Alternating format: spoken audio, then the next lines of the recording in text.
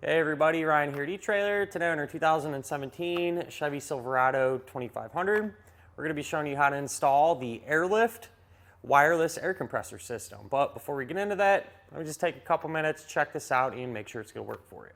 So you find yourself with your air springs and maybe you're setting a whole new kit up or realize, it's kind of a bummer sometimes I have to fill them up manually. And that's what this compressor system is going to be for.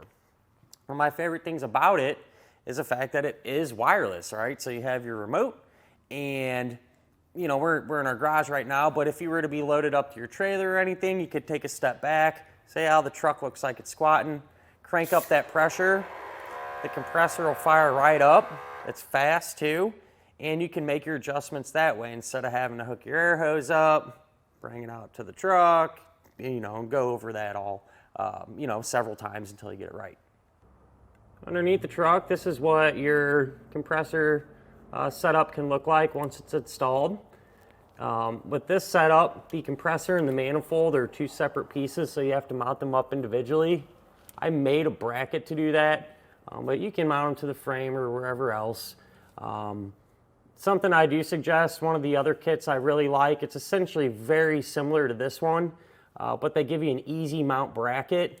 And all this stuff is integrated into one piece and makes it really simple to mount up and everything. So, if you don't really feel like having to mount up two separate pieces, that's always a kit you can check out as well. I feel like the wireless aspect is definitely the way to go on a lot of late model trucks, not just the Chevy. And I say that because now you just don't have dash space, right, for big old school analog type gauges.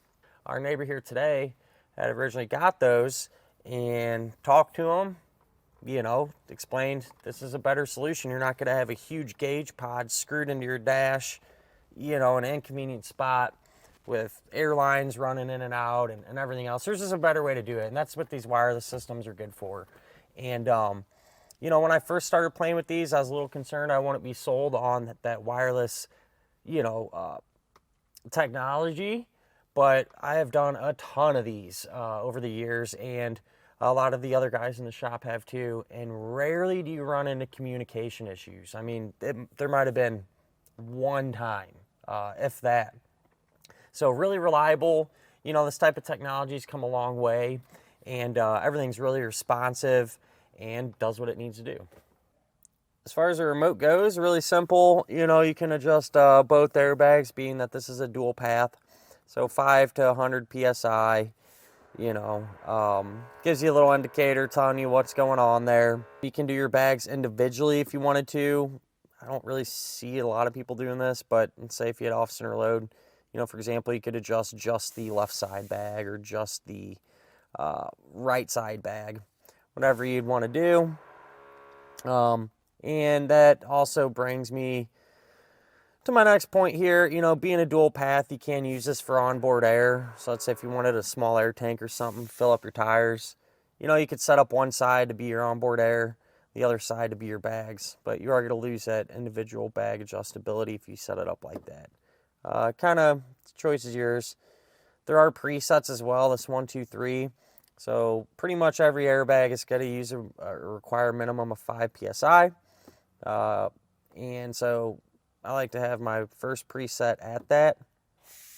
And if you lock it into it like that and hook everything up properly like we'll show you, essentially you can set this up to where every time you turn your key on the truck, it'll keep that preset, and then your other two, say if you got a boat or something, 20 PSI is good for it. Maybe your camper, 30 PSI, you can change them up to your particular needs. Push a button, don't even need to think about what you need to set it at or anything like that. This compressor system is going to be compatible with all different types of airbags too. So just since this is Airlift, it doesn't mean you have to have Airlift bags. If you got Firestone bags or another brand, this will pump air into them, right? But other than that, at the end of the day, it's a perfect addition to having a set of airbags.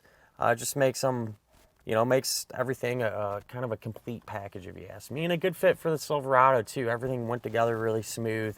Didn't really run into any issues. So, if it's something you plan on doing yourself, shouldn't really be too bad, but if you'd like to see how we did it, feel free to hang around. We'll go ahead and hook it up now.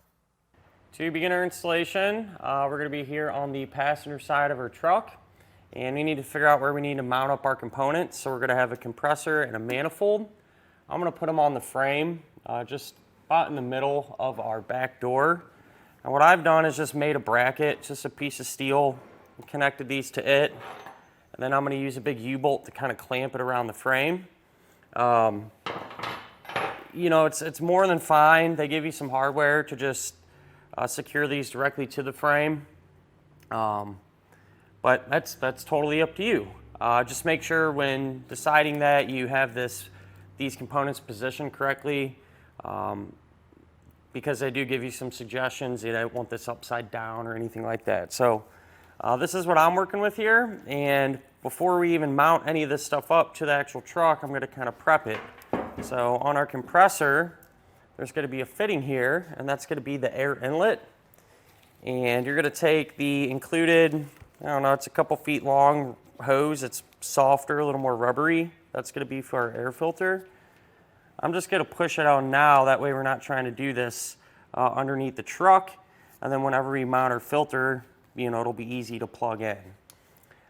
With that said as well, if we look at our manifold, one side is going to have a single fitting. And we're going to have to plug the line in that comes out of our compressor to that fitting. So I cut off from our actual airline tubing. This is the stuff that's a little more rigid, maybe a 6 or 8 inch piece. And what you're going to have to do when you make any of these, from here on out, anytime we make quick connect fittings, plugging airlines in, you want to use a technique to cut the airlines. You want them to be nice and clean and straight. So you can use a tool like this, or there's a tubing cutter, or just a utility knife. You want to avoid using a regular pair of snips because it'll kink it and it'll probably leak. So I'll clean up both of our ends here. Those look pretty good. One end is just going to plug right into there. You'll feel it kind of snap into place. And then the other end is just going to plug right into the fitting there, coming out of our compressor. So I got our assembly secured here. Like I talked about, used my U-bolt and clamped it down. But like I said, you know, if you're not using a setup like this, you could just bolt this stuff directly to the frame. I took a P-clamp, which is this here, and put it around and just secured that so it's not bouncing all over the place. And then I also set up our air filter. All right, so that's this piece here. And you want this to be facing upright like how we have it, and put it in a spot, you know, higher than the compressor and a spot that's going to be dry. All you did, this little piece of metal, I just drilled a 3/8 hole in it. The filter snaps in, and you can cut your line to length and just plug it right into the bottom of the barb fitting. At this point we can start to work on our electrical. So you're going to take the harness and the end that has the connector plug. That's just going to plug right into the manifold.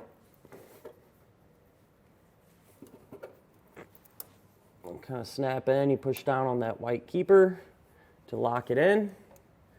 And then we're going to have 2 wires coming off the harness that need to get hooked up to the compressor. So I got one of the wires hooked up. So the black wire coming out of the harness here right by our connector, that just gets hooked up to the black wire from our compressor. And you're going to cut the ends off and just use a butt connector to pair the two. I set up this one here, and we can do this one together here. We're going to cut that end off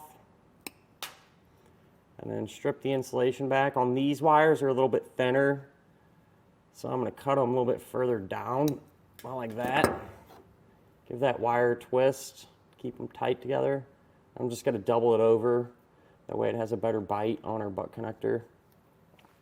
And that's just going to plug into the butt connector. And you'll crimp it down. And this is how all the butt connectors and ring terminals and everything that we're going to do work. That'll complete the connection. And with these being a heat shrink style, you can come back with your heat source and seal up the ends. Now we can route our wires up into the engine compartment. And so they start to come along through here, and there's a wiring harness that runs on top of the frame, and I just followed that all the way forward. Essentially, it's, I mean, pretty hard to see, but you can reach your hands up there from the inside and get to it. But you'll just have to take my word for it. It just runs along the top of the frame there. It'll come out here by our front tire. Then if you peel the wheel well liner back some, you got a pretty good straight shot where you can push some wires right up into the engine compartment. And when you're routing wires, you want to do your best to avoid any hotter moving parts. In the engine compartment, here's where our wiring comes up, and I zip tied it to this reinforcement bar, which I did pop out. There's a 13mm head bolt on each end of it, just so I could move it out of the way and get the cover off here on top of our battery. And what you're going to do with the red wire that comes off of our harness, you're going to cut that the length and use a butt connector to hook it up to the included fuse holder. So straightforward, just how we hooked up our other wires. Take a ring terminal, crimp it on the end of the fuse holder, and then I just chose to get a separate metric nut, put that over the power stud and tighten the nut down to secure it. You can always remove that nut or another one, just be careful. When you're doing all that though, make sure the fuse is not installed. We're gonna do that at the very end once everything is hooked up. The black wire coming off of our main harness, you're gonna cut that to length and connect a ring terminal to it. You can back this nut off, slide the terminal in behind it, and then tighten the nut back down. And that'll leave one more wire coming out of our harness. It'll be a pink wire that we need to route over to the driver's side. So I just routed it along our firewall next to this wire loom. You know, I try to tuck it in behind there real good to keep it away from heat. But this is gonna come over and then get connected to a fuse holder and our fuse block. And you're gonna hook this up to a fuse that has power only when the key is on. And I kind of have a different setup going here, because what they give you can make work, but you'll probably need some other stuff.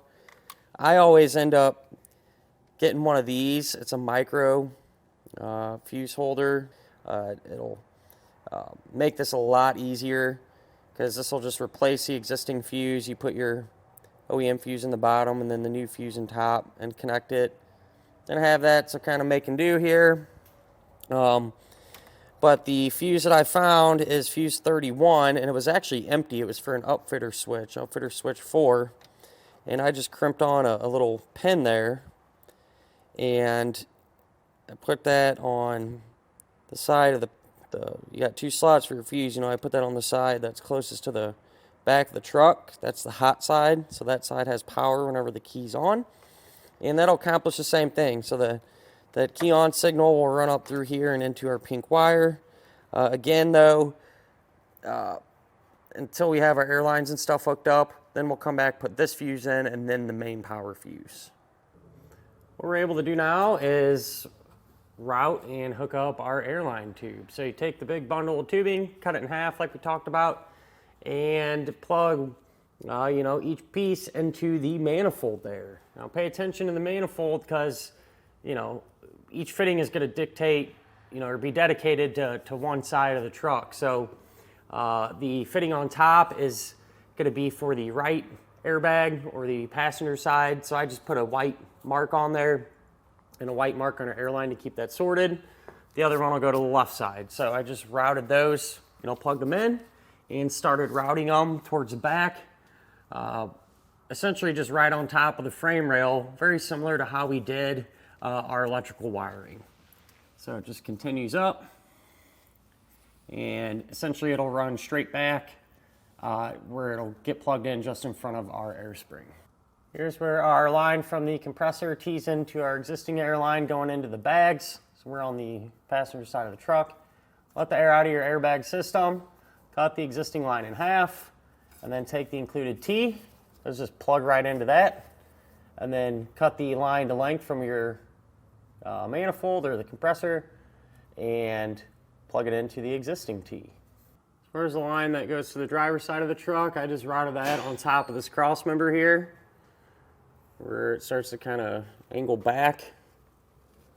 And then it tees into this airbag, just like we did the other side. So once everything is hooked up, you want to put the fuse in over on the driver's side, and then plug the fuse in for the main one here on the passenger side, the battery fuse.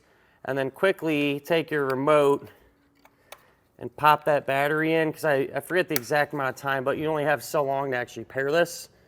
So it'll scan and come up with the compressor, and we can connect to it.